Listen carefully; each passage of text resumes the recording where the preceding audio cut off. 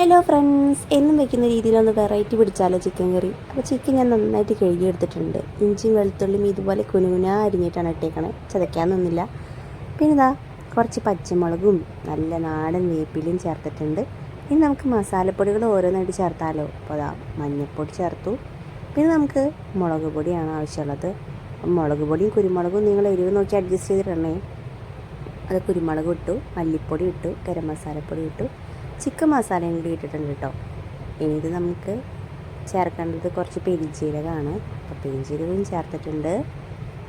ഇനി നമുക്ക് നന്നായിട്ടൊന്ന് മിക്സ് ചെയ്തിട്ട് എടുത്താലോ. അപ്പോൾ മിക്സിങ് നടക്കട്ടെ. അപ്പോൾ അതേ തക്കാളിയും കൂടിയും ചേർത്തിട്ടുണ്ട് കേട്ടോ അതിന് മുന്നേ. അപ്പോൾ നമ്മുടെ എല്ലാ ഐറ്റംസും കൂടി കുറച്ച് പച്ച വെളിച്ചെണ്ണയും കൂടിയിട്ട് നല്ലോണം കൈ കൊണ്ട് തന്നെ നന്നായിട്ട് കുഴച്ചെടുത്തിട്ടുണ്ട്. ഇനി നമുക്കൊരു അരമണിക്കൂറോളം നമുക്ക് മാറ്റി വയ്ക്കാം.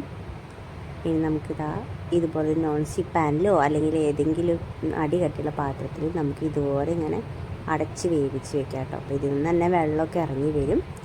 നമ്മളിതാ ഓൺ ചെയ്തിട്ടുണ്ട് ഗ്യാസ്. ഇതിൽ നിന്ന് ആവി വെള്ളമൊക്കെ ഇറങ്ങുന്നത് വരെ നമുക്കിത് അടച്ച് വെച്ച് വേവിക്കാം. ഇനി നമുക്ക് വേണ്ടത് സവാള ഇതുപോലെ നൈസായിട്ട് അരിഞ്ഞിട്ട് ഇങ്ങനെ വറുത്തെടുക്കുകയാണ് കേട്ടോ.